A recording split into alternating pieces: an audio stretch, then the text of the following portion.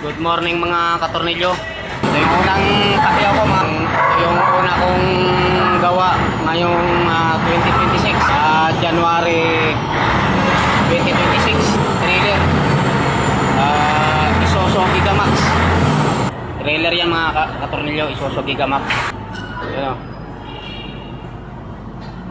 Palit ng brake chamber. Ito na yung aking babaklasin. Yan o, nasusiya na.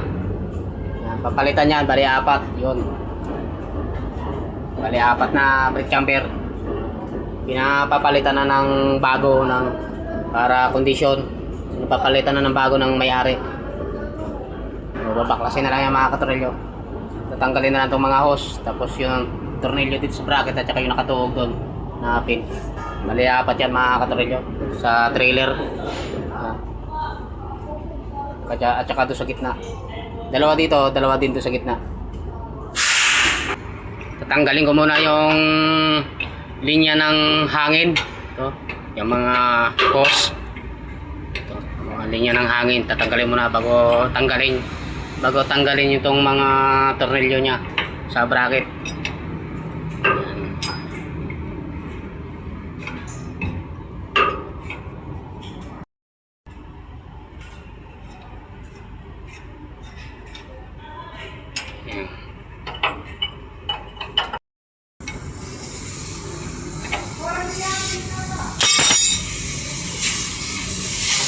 Meron pa yung ano siya, may laman pa ng hangin.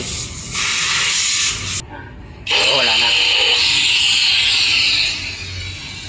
Tatanggalin din itong mga fittings na to at ililipat sa bagong chamber. Tapos yung may tornilyo dito tanggalin at saka yung nakatuhog doon. So yan ang mga tornilyo. So tinatanggal lang ito mga katorilyo, pati itong yung dalawang tornilyohan niya. So pag natanggal to, baklas na yan, hugot na yan. Yan. So luwagan na mga katorilyo. Yan. So bali 4 to mga katorilyo. Papalitan. Hindi na siya gumagana sa sobrang kalumaan na. Hindi na siya tumutulak at para mamrate. Ipupukpukin natin. Pupuk. Yan.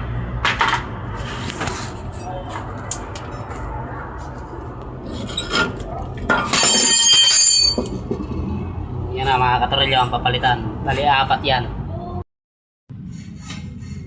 So ito na yung bagong chamber. So ikakabit ko na ito mga katorilyo. Bago na to.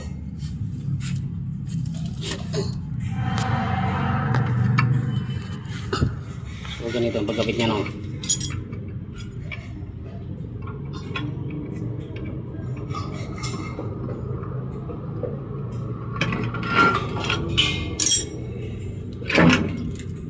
Yan. So bago na yan. So tatornilyo na lang, ito yung tornilyo nyo.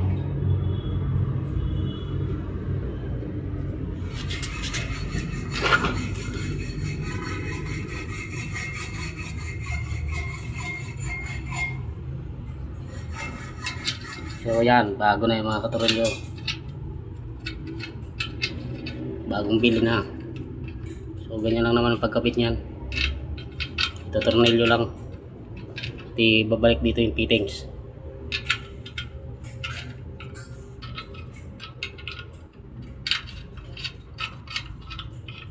Tapos dito may pin.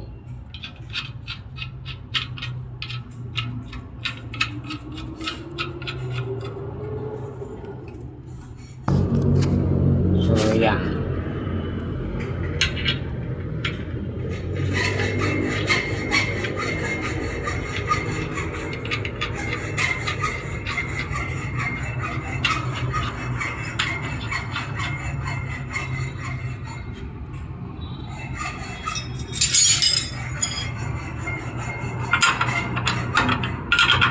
Pagka pinaigpitan to, ikakabit dito yung pin. Yan, pinaka-lock nya. Tapos so, ilagay ko muna to. Yan. Ito pa yung lock. Ito pa yung lock nya.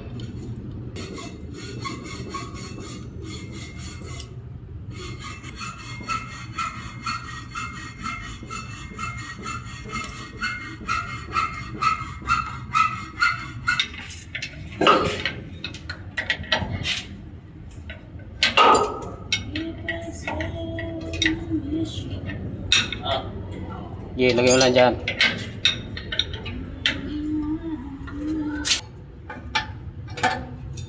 Ayan, punta sa relay valve.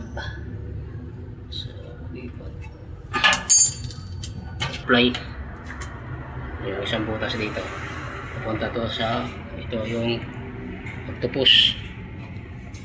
Ito, octopus.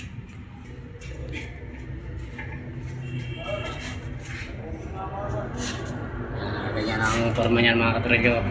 Ito yung supply. Dito naman ang delivery. Ito sa octopus. Ito yan.